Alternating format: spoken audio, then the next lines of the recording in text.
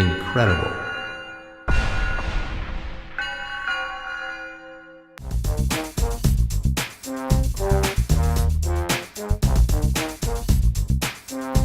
Micah, they all suffered their life-threatening injuries fighting in Iraq and Afghanistan. But today, the servicemen who took part in Operation Amped got the chance to put aside their injuries and just focus on the surf.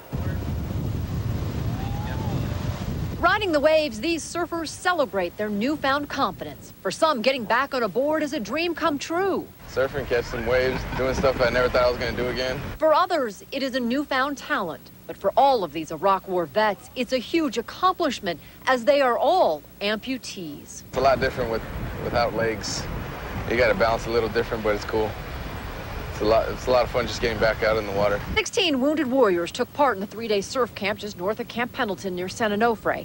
Dubbed Operation Amped, the goal wasn't just to teach these servicemen how to surf, but to help them overcome their life-altering injuries and truly become surfers. They're all in rehab programs after the injuries, and so this is actually acting as rehab. It's something that teaches them to kind of get their coordination again and figure out how to move and react with these new limbs that they have. A lot of them have prostheses. Until they can master standing on the surfboard, they've created their own unique style and ride, allowing them to catch the perfect wave and celebrate the second chance they've been given. It's great looking at all these guys living life again.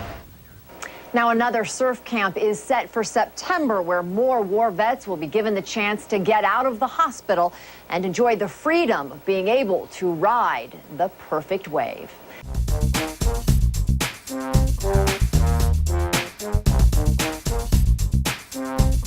Sweetwaters in South Africa is one community where children's lives are being devastated by AIDS. In this community alone, more than 600 children are left parentless and at risk. Speaking on their behalf is Zanelli, who along with the mobile mothers is responsible for their care. We helping sick people, visit home to home, washing them, talk to them, giving them hope, because they know if they died, they have no one to take care of their children. The problem that we have in the community is the poverty. Some of them are dying because of poverty. The children are not going to schools. We have 10 women, we call them mobile moms, to help out on the community, especially for the children, only for the children, to talk with them, get food, and they bring reports to us what they need to make them feel at home, to make them feel with moms. And the community scalens take advantage, come to the houses, rape the children, the little girls, and they get AIDS. Love is All We Need is a charity committed to transforming this community into one where children are safe, educated and loved. Today there are 10 mobile mothers to over 600 children.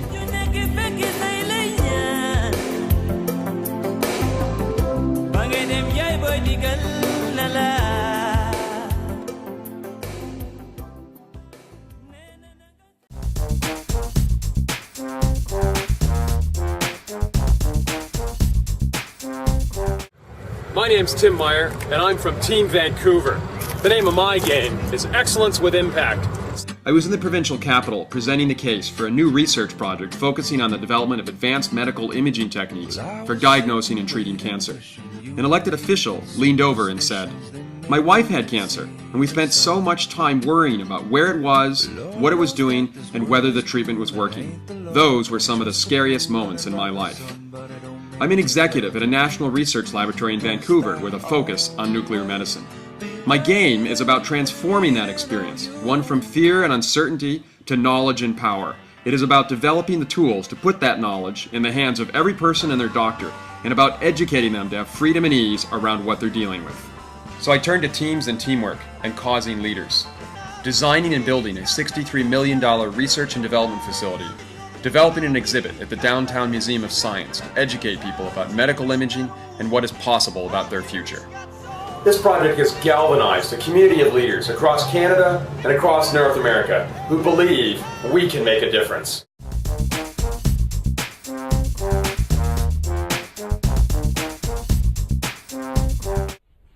Hi, my name is Jeanette Dorner and my game is Healing Puget Sound. I was talking to a homeowner on a residential street where dozens of volunteers were planting rain gardens designed to filter stormwater that had been polluting our local salmon stream. She told me, I never really thought before about what happened to the water when it ran off my property. I figured someone else was taking care of it. But now I realize that what I do has an impact on the salmon. To save the salmon and the orcas in Puget Sound, we must transform how 4 million people are impacting the landscape. This is definitely a game that will take teams of leaders of teams to make the difference.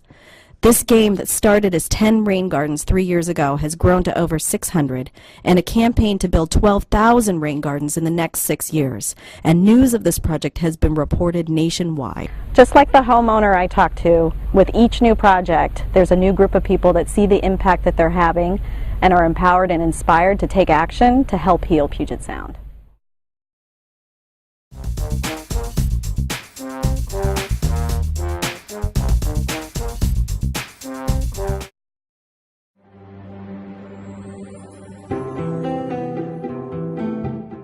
Hi, I'm Sandy Chucci. I'm from Team San Jose, Quarter 4, Team 1, and I'd like to share my game in the world with you, Project Baby Love. In 2004, I recovered from a serious illness. I came close to death, and when I got home, I realized that there were some things in my life I hadn't done enough of, and one of them was hold enough babies. So I started going up to our local hospital, to the neonatal intensive care unit, and the nurses were training me to hold and care for the little tiny sick babies. And I found I have a gift. I can take any baby crying that nobody else can calm down, and I can get them peacefully sound to sleep. So I watched the NICU and how things happen and how busy the nurses get when there's emergencies, and sometimes more than one. And I realized that the Cuddler program would be really valuable for the nurses and for the mothers as well, and the babies. What I found when I researched this is that babies who are nurtured from birth eat better, sleep better, grow faster, and have less violence in their lives. Through Project Baby Love and the Cuddler program, we can actually change life on the planet as we know it, one infant at a time, and that's my vision.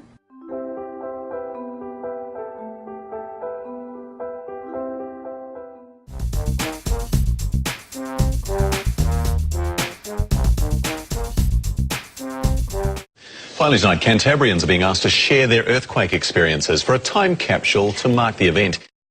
The Time Capsule project came out of looking for a way to deal with my own frightening earthquake experience. And, you know, since enrolling a team, it has grown exponentially.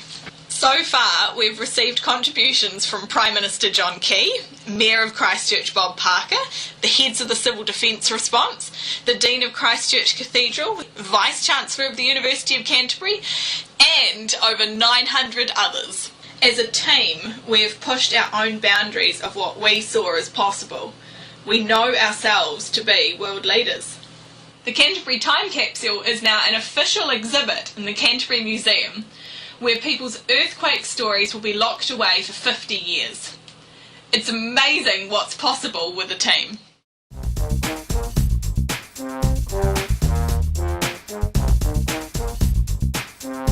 Hi, my name is Chris Dowsig, and I'm from Team Dallas. The name of my game is Treat the Whole Patient, not just the hole in the patient. I'm a physical therapist specializing in wound care. 8 years ago, I had a patient with a wound underneath his shoulder blade. It was right next to his heart, and for months he and his wife had been doing everything, and it still hadn't healed. I knew then that I had to teach wound care. I was totally confronted by the idea. I had to have a team to accomplish this. My teams are educating all with wound care seminars, building a wound care website, and assisting by establishing funds to assist with all aspects of wound healing. My patient, the one with the chest wound, he didn't heal completely, but what he did do was live life vibrantly for 3 more years with his wife, Mary. He even wanted a dog, and we found her for him. My game is about reclaiming your life. Remember, treat the whole patient, not just the hole in the patient.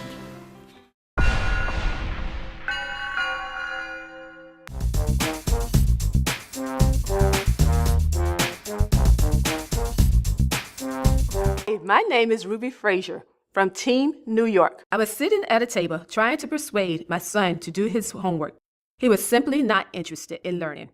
I was frustrated and feeling like I was failing as a parent.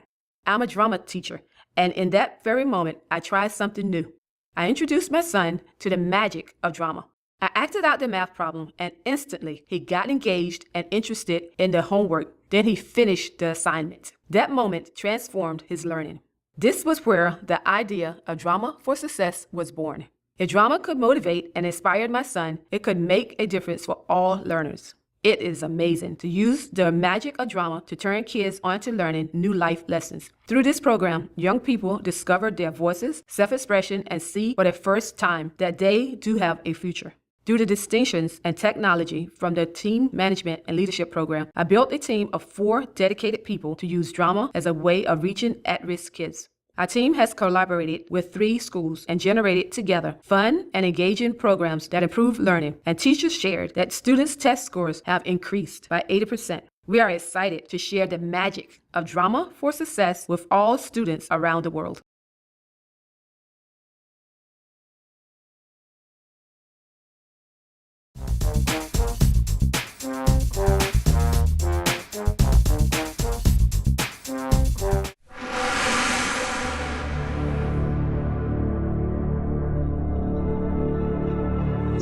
As an American woman of Middle Eastern descent, a practicing physician, and a mother of 4 children, I often feel caught between 2 different cultures. The horrific violence committed against the innocent has impacted me. I knew I had to do something. I'm Lena El-Saraf, and I founded the World Peace Project. The Team Management and Leadership Program gave me the skills to build a network of goodwill to promote world peace by linking nonprofit humanitarian organizations together. We have a team of dedicated individuals representing organizations working in Iraq, Afghanistan, Pakistan, Uganda, Eastern Europe, Central America, and Los Angeles. We have raised funds to sponsor families and children, brought 10 organizations together, promoted vision planning and opportunities for alternative funding, and facilitated an organization to become nonprofit status. World Peace Project provides a platform for networking with other organizations of like interests. And these like interests collaborate to see how we can help one another at building our capacity, creating a vision and a mission, helping each organization get to the next level, or at least to see their next steps. As a global force standing in the future fulfilled, we will have 50 organizations working in 6 continents around the world, touching the lives of thousands of people.